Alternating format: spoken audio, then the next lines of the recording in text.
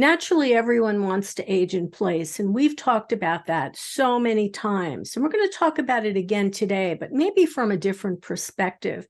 Because do you know the signs when you're in the midst of a life transition and you're having to go from here to there?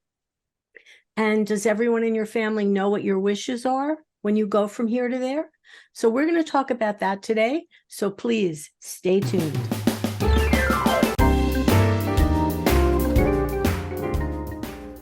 Hey, good morning, everyone, and welcome to Scan FYI. My guest today is, well, Howard Stein, the one and only. Welcome, Howard. Good morning, Andrea. So nice to be here again with you. Good. I'm glad you feel that way. So just, little note to all you listeners, you might be hearing lawnmowers and leaf blowers, but you know what? It's the time of year. So Howard, give us a little intro to a little bit about you and Home Helpers before we really get into it. Of course. So I'm a Monmouth County resident. My family is with me, and my kids grew up here. They went to school here, and before I decided to buy a Home Helpers, I was an executive in healthcare for many, many years. So understanding the needs, um, really kind of helped me make this decision 4 years ago, right before COVID. We decided to buy a Right before COVID. franchise right before COVID. But it wound up being one of the greatest decisions I've ever made, as challenging as it was. We're very excited about the work that we do at Home Helpers, and helping families take care of their aging loved ones in their homes is our primary objective. And that's what we do every day. And we do talk about that so frequently at SCAN on so many levels because obviously, well, we all want to stay home. Sometimes it's possible, sometimes it's not possible. So today we're really talking about, well, Howard, you know what you talked about, like there's some work we have to do up front with our family. And let's talk about that first. Yeah, so Some I mean, things we have to have in place. as we think about what our wishes are, one, those wishes need to be known by the family. And often Yeah, we find that conversation is not an easy conversation for families to have. It's often a topic that's avoided. at all But costs. yeah, and I really want to encourage people to have that conversation as early on in with their aging loved one as soon as possible, because we really want to understand what their wishes are. We want to be able to discuss options with them and have choices Right. to be made. And it's not, these things don't only impact that particular person, but it affects the whole family, right? Yeah. These Yeah. choices, whether or not they have a family caregiver or not, whether or not they're going to stay in a family's home, or are they going to stay in their own home and remain as independent as possible. Things like financial planning, right? We talk about this for a lot of different things, whether it's, sending kids to college or planning for your retirement. But Yeah. what happens at the end of your retirement? Do you have, the resources, the ability to pay for care when you really need that? So resources really need to um, be part of that conversation. Does that aging loved one have long-term care insurance? And that could be the means to pay for care, right? Whatever those choices are. And then I would say last, but certainly not least, is, discussions like power of attorney, will and trust. Those are things that really need to be in place before you get into, a situation, or God forbid, even a crisis, right? So we want to make sure that as much of that work, as difficult as it may be, those conversations are actually had. And what we learn is that when those conversations are had, there's actually a lot of comfort in them, even though they're difficult Yeah. conversations to be had, because a family can then actually put some solutions in place if they're willing to take that first important step. And I would say that people that do that step often are a lot more successful and avert a lot of the crisis scenarios that could potentially come up, Yeah. because there are so many things that happen, unfortunately, in life. So I'm going to add to that by saying it's of course it's absolutely important that these things are put in place, whether it's your will, your power of attorney, all of your wishes. But if you don't make this known to your family, if they don't know where your paperwork is or what you've done, it's almost like then there's a mad scramble, and it's almost like you haven't done anything because nobody knows what's going on. So, number one, get all of that in place. But two is please make sure family members know exactly where it is, what is it, that they have copies of it, so your wishes can be executed, right? That's the thing. And then there is peace of mind, because then I feel like now, okay, now I know that you're going to do what I want because I left all the pieces for you. Right. It's peace That's of the mind. peace of mind. It's peace Yeah. of mind. And I always say all the time that that's the business that I'm actually in, is the Yes, peace of peace mind of mind. is the peace of mind business, especially for family members. Obviously we're in the care business, but when it comes to family, it's really that peace of mind. Yeah, because while you're caring for my loved one, you're giving me peace of mind, and that's a really important part of it. Yeah. It is absolutely. All right. So people, let's say they've done their upfront work, they've got everything in place, they've shared the information. So what are we looking for next, Howard? I think there's really two stages here. One is a transition from being fully independent to needing some help. And then when you really, need more of a permanent solution, right? So Okay. there's a few things to consider there. And, it starts with, what are the factors, right? What are the things that um, enable someone to be to live independently? And first and foremost is quality of life, right? Are they enjoying their abilities that they have? Are they enjoying their home? Are they able to get out into their community and function, right, independently?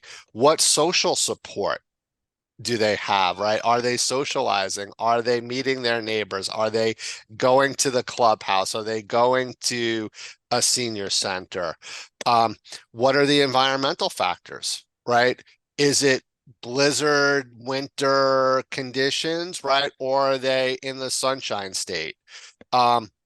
What technology do they use? Right? Do we have a medical alert? Do they have an Apple Watch? Do they have two-way calling in their home? So assistive tech, and that could come in a lot of different forms. And then last but not least, the self-confidence to live Right. independently. Are they nervous? Are they concerned? Do they have concerns? And you know, that leads me to the next point, which is, what are some of the key things to actually look for, right? And this is where I think the family members need to be a little bit proactive, have some observations, and engage in this conversation. So mobility, Right. behavioral health, isolation, loneliness, and financial strains. These are kind of some of the things that we really want to focus in on. And, especially this time of the year, right? We're getting into the holiday season, right? Whether it's Thanksgiving and at the end of the year, with the holiday seasons, I can't tell you how many times, this is our busy season, because as families start visiting or picking up grandma to take her to the house for Thanksgiving, they really see things that may actually concern or maybe even disturb them about how their loved one is actually living. But you know, Howard, if you're only picking up your grandma, your mom, whatever it is, like at the holiday time, because listening to you, I feel like your family needs to have an awareness of what's going on in your home, in your life, not just once a year at the holidays. They need you need to be checking in on them periodically, weekly, monthly, daily, whatever you need, so that you can see all of these signs. Because if you just see somebody infrequently, I would think you could miss something. Yeah, absolutely. But not everyone has that luxury, I know that's the that's the problem. thing. That's the That thing, is, right? yeah, We often yeah, deal with siblings that are out of state, right? Or family that's dispersed nationally, right? So you may or may not have that ability, and that is the reality, right? And that yeah. It is sometimes the reality. it's unfortunate, but but to your point though, I think especially that's why I think at having the conversation, right, as early on in this in aging as possible is really important. And then to have those checkpoints to ask questions, even if you're remote. Maybe it's getting on a video chat if they have the ability to do that. Like there are things that you can do to stay engaged with that, with your loved one. And again, and maybe it's just going Right. back to some of the assistive technology, right, to keep engaged or to do some monitoring, if they're open to those things. But that gets into the isolation, right? If they don't have that family member, they don't have that caregiver present, they don't have some community support, or maybe it's religious support. Maybe mom likes to go to church every week, right? And it's the pastor that sees those Yeah, transitions, right? So, yeah. there's a lot of means, maybe it's Andrea at Scan, who sees Mhm. that person on a regular basis. Whatever it is, right? We have to find those resources to be able to help us assess if the family can't do it themselves. So when you notice something is not right, and maybe on a Zoom call and behind, your mom's in the kitchen and there's 15 empty boxes of Entenmann's stacked behind her, not a good sign for a variety of reasons. Uh, and let me tell you, we have had Zoom calls at Scan with some of our members where we've seen things that actually uh we you feel like, well, you see something, say something. So if it's your family member, you do definitely you have to get involved. You owe it to your family to do that. So where are we next? That final piece when, yeah, it's definitely time for help. What are we looking for? Yeah, so I think for when it's time to consider getting help, there's a bunch of things that I want to talk about.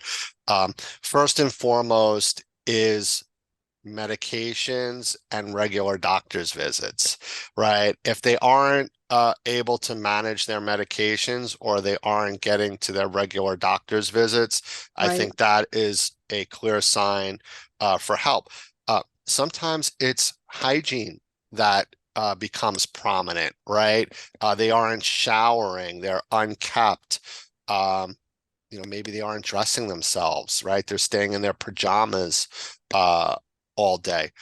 It could be the home, the Entenmann scenario that you mentioned. If you see that, that could be certainly be an indicator. Um, Unsafe home. So Yeah. things like Yeah. tripping hazards, or I've gone into homes in the middle of the summer when the heat's been blasting and no AC. That's an unsafe situation, or leaving the stove on, Yeah. Yeah. right? Or putting things that are inappropriate into the microwave, right? Um, Another sign could be bills not being paid, or mail not being collected. Just stacking up and It's just unopened, and stacking. yeah. Exactly, exactly. Um, a really tough one is driving. And we can have a whole conversation. That could be a whole separate conversation about driving and when's it not safe for an aging loved one to drive, but that's really important because once they're unable to safely drive anymore, that is a loss of independence, and you're definitely going to need some help in the home. Mood swings, right? Irritable, grouchy, right? That could be a sign of some other underlying things that we want to look into, as well as forgetfulness or confusion, right? I mentioned not getting out of bed, and then I think the most serious indicator is falling, Yeah. right? If they've had a fall, if they've had a series of falls, that is absolutely the time to, get some help. And, falling is probably one of the more serious ones.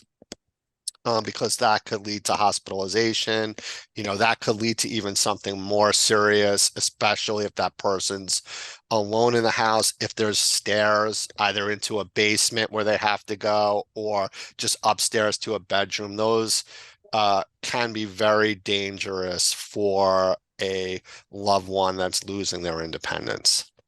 So I feel like, one of those things could happen to any of us, but if you're watching someone and you see, multiple signs um, over and over, yeah, then I think you really have to step up as a family member or even a friend and just help this person make a transition to a different lifestyle for their own safety. I mean, I think about people who don't have a shower bar, let's say in the bathroom.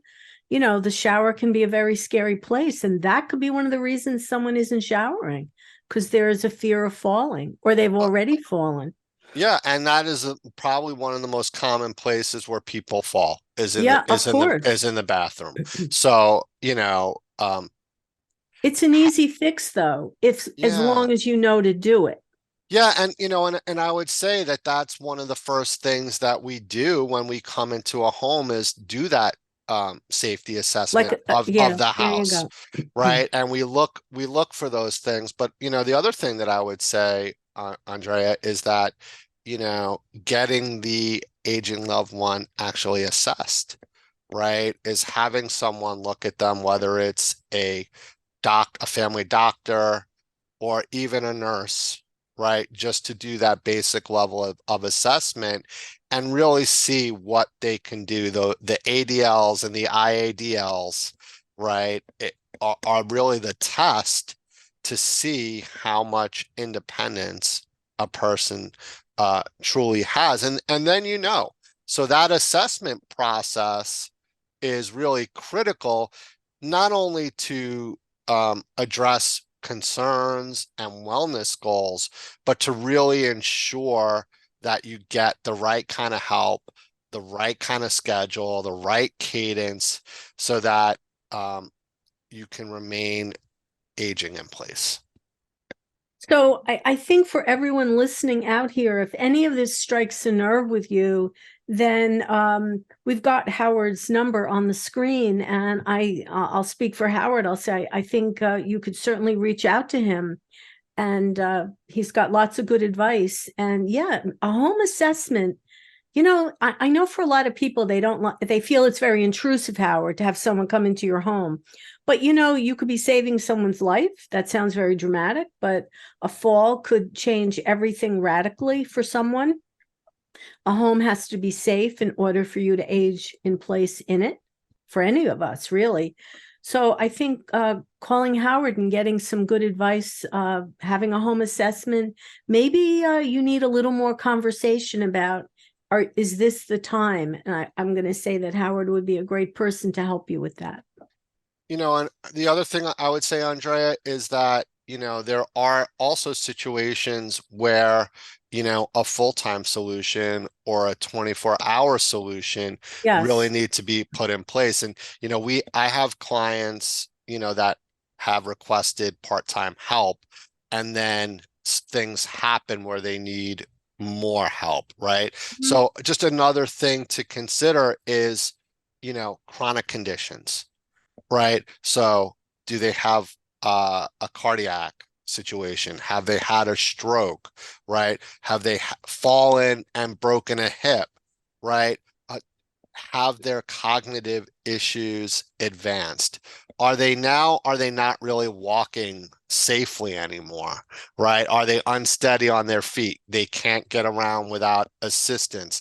Maybe they have trouble getting out of bed, or, even going to the bathroom in the middle of the night is either unsafe or, there's been problems with. Those are, that's the time to have that additional kind Right. of conversation. And and this is not just for someone who has gotten who has aged, but we also see this for people that are just mature adults that have had a life situation. Maybe it was cancer, Exactly. right? Maybe it was Yeah. cancer. Maybe they had surgery. Maybe they had a car accident, but they're independent. They Up until that point they were independent, but even for the short term, maybe that it's just for that period of rehabilitation where they just needs a little extra assistance in the home. And that's really, another time that you can call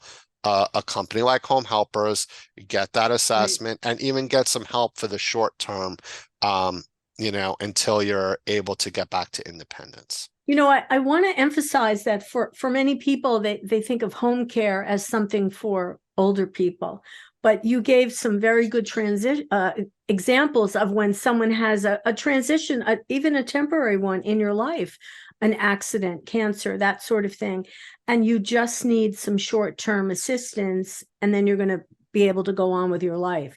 So don't just think of home care for older folks. It has a place for many different scenarios. And once again, I would encourage you to call the number on the screen and see what an organization like Home Helpers could do for you.